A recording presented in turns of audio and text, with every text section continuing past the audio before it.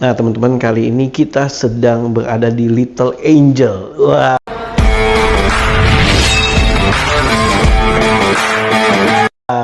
Little Angel bersama Bu Yen Yen. Ci Yen Yen, apa kabar, Ci? Baik. Ini panggilnya apa?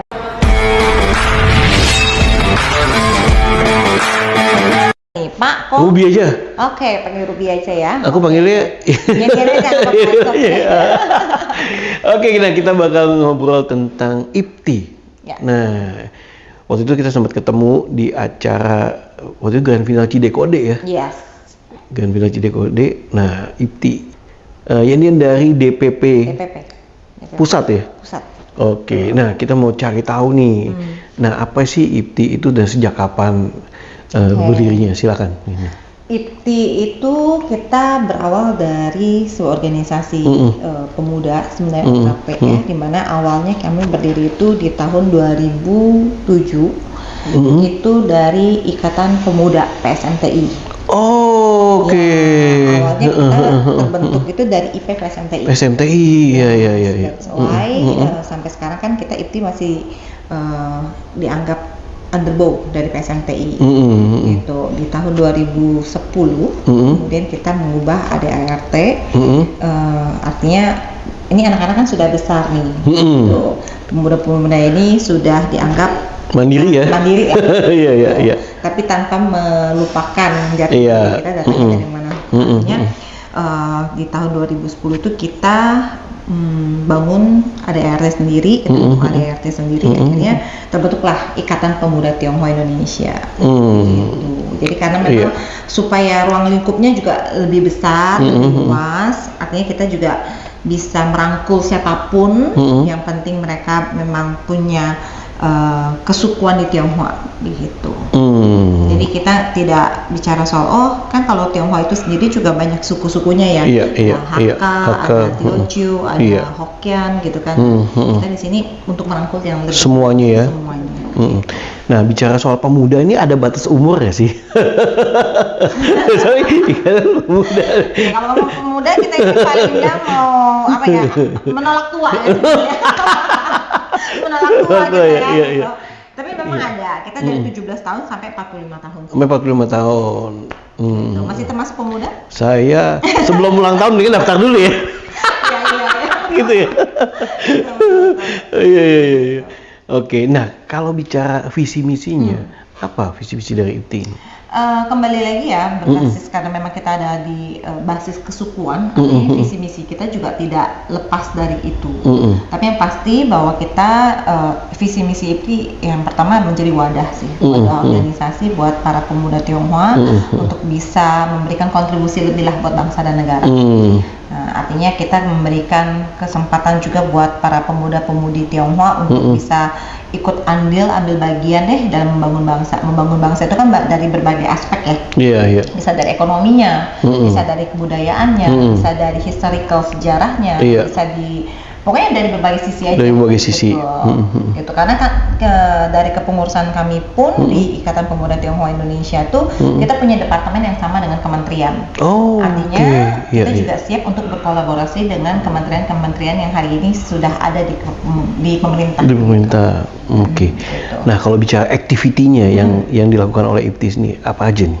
Banyak ya. Kalau bisa kita bicara soal activity IPTI, ya kembali lagi kita berbasis kepada departemen. Kalau kita bicara soal kepemudaan, berarti kita bicara tentang kaderisasi. Kalau kita bicara soal budaya, kita banyak sekali edukasi budaya, terutama budaya Tionghoaan. Gitu katanya. Banyak sejarah yang memang budaya. Kenapa sih sampai di Indonesia ini ada Tionghoa? Budayanya kenapa sih harus dilestarikan? Walaupun notabene kita bukan kecintaan saja terhadap budaya, tapi kita juga melihat bahwa budaya Tionghoa ini tidak bisa lepas dalam sejarah Indonesia. Kemudian kalau bisa bicara soal ekonomi, kita juga bicara tentang perkembangan teknologi, kita bicara juga tentang advokasi hukum dan perlindungan terhadap orang-orang Tionghoa seperti itu. Jadi banyak sekali sih, banyak sekali kegiatan-kegiatan yang memang kita kerjakan. Kemudian tidak, ya kayak misalnya bakti sosial, itu udah pasti lah kalau bakti sosial. Kemudian kita buat event-event, kalau misalnya ada kegiatan Imlek, ada kegiatan kayak misalnya kan sebentar lagi kita mau mooncake nih. Nah, biasanya kan kita akan ada kegiatan-kegiatan yang ya ibaratnya membuat anak-anak pemuda Tionghoa ini tidak lupa lah sejarah Tionghoa itu sendiri begitu. Nah, kalau untuk menjadi member atau anggota dari IPTI ini ada syarat-syaratnya? Syaratnya yang tadi umur ya, 45 maksimal ya KTP. Ya, tapi kalau mau jadi dewan sebenarnya kita siapapun boleh saja. Tapi kan kita ada anggota aktif dan anggota tidak aktif atau anggota luar biasa gitu. Jadi kalau hanya untuk menjadi terdaftar mau memberikan kontribusi nih buat IPTI, siapapun boleh gitu. Siapapun boleh. Nggak boleh nih si A, si B, si C nggak boleh karena mungkin usianya di atas 45 atau misalnya usia 13 tahun gitu. Misalnya di bawah iya. Sebenarnya kita terbuka aja sih, artinya siapapun boleh memberikan kontribusi, tapi yang bisa menjadi anggota aktif mungkin ya. Jadi anggota aktif itu yang pertama memang dari batasan usia. Betul. Gitu, karena yang kita lihat adalah bagaimana kita mengkader kan. Kalau kita udah 60 tahun masih di IPTI, kayaknya kan kita gagal juga ya jadi senior ya. Kita nggak berhasil mengkader. Gitu. Kemudian yang kedua memang harus ada Tionghoanya. Gitu. Kalau bicara soal mau jadi anggota aktif atau misalnya mau jadi pengurus begitu. Yang ketiga, cinta terhadap bangsa dan negara Indonesia, karena IPTI itu kita bentuk juga bagian dari kontribusi kita pemuda Tionghoa untuk memberikan sumber daya kita sebagai warga negara Indonesia bagi bangsa dan negara. Oke, dan untuk lokasi-lokasinya ini ada di mana aja sih, khususnya di Indonesia ini? Kalau kita sekarang di Indonesia itu sudah banyak cabang. Kalau kita bukan cabang ya, wilayah ya. Karena kan kita garisnya garis komando juga. Jadi dari DPP kita Dewan Pimpinan Pusat itu pasti adanya di ibu kota Jakarta. Kemudian ada di DPW kita juga sudah ada beberapa provinsi yang memang sudah tersebar, kayak di Kepulauan Riau, di Riau, di Sumatera Utara, Sumatera Selatan, Jambi, Banten, DKI, Jawa Barat, Jawa Tengah, Jawa Timur, Bali, Sulawesi Selatan, Sulawesi Utara, Kalimantan Barat, Kalimantan Utara. Itu kita saya ada nggak ya? Kita sebentar lagi di Papua. Katanya Papua. Papua Barat kita juga sudah mulai. Nanti kita bertahap lah, karena kan kita lihat juga ekosistem, karena ini kan basisnya suku ya. Kita juga di mana-mana gitu. Jadi di mana yang memang mayoritas Tionghoa itu lebih banyak lah, itu kita lebih mudah membentuknya sih. Nah dari situ kita akan ada dari DPW kita ada DPC. Nah jadi udah berbasis ke kota. Gitu. Kalau misalnya di Kepulauan Riau kita sudah punya Batam, Jawa Barat kita sudah punya Sukabumi, kita sudah punya Bandung, gitu. Banten kita sudah punya Tangerang Selatan, Kabupaten Tangerang, gitu. Jadi sudah cukup lengkap lah begitu. Iya. Dan banyak aktivitas tadi ya yang diceritakan ya, jumlahnya total sekarang udah mencapai berapa? Wah, kalau jumlah kita nggak tahu pastinya berapa tapi kalau misalnya kita daftar aktif aja, grup WhatsApp kitanya aja udah 700-800 sih. Itu jumlah orang yang terdaftar di sana ya. Tapi artinya kan nggak semua masuk di sana. WhatsApp ya, iya. Cuma kalau misalnya kita lihat dari jumlah pemuda Tionghoa di Indonesia kan kita bisa banyak banget ya. Siapapun terdaftar atau tidak terdaftar, saya rasa kita tetap akan merangkul sih. Jadi artinya walaupun dia bukan anggota aktif atau dia bukan pengurus IPTI, selama dia memang Tionghoa ya kita anggap dia bagian keluarga besar dari Ikatan Pemuda Tionghoa Indonesia sih. Tidak terbatas harus ada KTA-nya atau terdaftar gitu baru boleh dianggap anggota IPTI, enggak sih. Kita akan merangkul siapapun.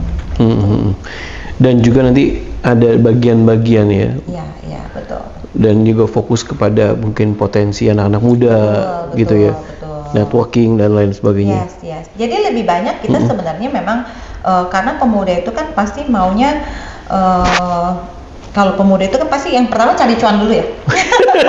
Cari cuan ya. Bener nggak? Iya. Cari cuan. Kalau saya cari cuan kan ya kayak pemuda kan belum banyak gitu loh yang udah jadi apa ya, kalau kita bilang pengusaha yang kayak 9 naga, 9 haji gitu kan. Tapi yang coming soon. Gitu kan. Mungkin dia coming soon ya. Dalam nama Tuhan. Iya. Kan calon-calon kaderisasi gitu. Iya, kader-kader baik. Kaderisasi ya. Cuma ya maksudnya yang pertama kita memang jaringan sih, jaringan yang kita pakai. Jaringan ya. Jaringan. Karena kita juga punya senior-senior hebat gitu kan, senior-senior dari PSMPI juga terhadap anak-anak itu juga sangat support gitu. Jadi kita bersyukur juga punya orang tua organisasi yang sangat mendukung kami gitu, dan kami juga punya orang-orang hebat lah, orang-orang hebat itu dalam artiannya mereka yang mampu memberikan dukungan moral, dukungan edukasi, kan bukan cuma bicara materi ya, tapi dukungan moral, dukungan edukasi, bagaimana integritas kami sebagai pemuda itu harus dijalankannya seperti apa. Nah itu kita juga bersyukur kita punya senior-senior hebat gitu, dan terutama untuk kaderisasi sih, kalau tadi kita bilang jaringan untuk ya kita nggak tahu ya. Kalau misalnya one day kita ketemu nih sekarang nih, kita nggak ada bisnis apa nih, kan kita nggak tahu nanti lanjut ternyata ada bisnis apa yang cocok, bisa kolaborasi, betul. Nah, yang kedua adalah di kaderisasi sih, bagaimana kita menumbuhkan kembali jati diri kita sih sebagai mungkin selama ini kan banyak yang merasa bahwa Tionghoa itu tidak harus dipublikasi nih, saya Tionghoa kan hari ini sudah mulai kelihatannya orang anak-anak pemuda Tionghoa sudah mulai cukup percaya diri nih, untuk bilang I'm Tionghoa gitu gitu. Nah kemudian di bidang budaya juga kita banyak gencar, banyak kita aktivis budaya Tionghoa yang ada di IPTI hari ini gitu, dan kita juga lebih ke menyediakan, IPTI punya lembaga hukum. Ya, jadi kita punya lembaga bantuan hukum juga. Jadi buat teman-teman yang memang ternyata nanti di lapangan menemukan 1 dan 2 hal yang mungkin membutuhkan bantuan hukum atau mungkin butuh konseling hukum, kita punya. Gitu. Khusus anggota ya? Enggak juga. Kan balik lagi. Kalau anggota itu kan yang terdaftar. Tapi kan kita tidak bisa bilang kita hanya akan melindungi atau kita hanya akan membantu proses hukum orang-orang yang terdaftar. Jadi artinya kita buka open aja sih, selama memang bukan cuma Tionghoa aja sih sebenarnya sih, siapapun yang membutuhkan bantuan hukum kita open gitu. Kemudian kita juga bicara tentang edukasi, pendidikan, gitu, kesehatan juga. Gitu. Jadi banyak sih, banyak lini yang dijalankan. Gitu. Mantap. Nah, Bu Yenien, untuk ini nih tips sukses ala Bu Yenien buat anak-anak muda nih, khususnya muda Tionghoa dan juga penonton sekalian. Apa ya tips sukses ya? Kalau tips sukses saya harus sukses dulu dong. Enggak juga. Cuma mungkin ini yang saya jalanin ya. Iya. Kalau bagi saya hidup itu harus punya integritas. Gitu, kejujuran, loyalitas, dan juga integritas sih. Karena kalau kita jujur, kita loyal terhadap apa yang memang menjadi tujuan kita tahu, kita setia kepada apa yang menjadi target visi misi hidup kita. Jadi baru kita bisa bilang kita punya integritas kan. Kadang yang baik itu belum tentu benar dan yang benar itu belum tentu baik. Nah, bagaimana itu bisa kita jalankan seiring sejalan tanpa saling tabrak-tabrakan. Gitu. Kalau bagi saya ya hidup itu harus itu sih. Gitu, harus punya integritas. Gitu. Jadi saat kita punya integritas, baru kita bisa memastikan bahwa kita tuh berada di track yang benar gitu. Setuju.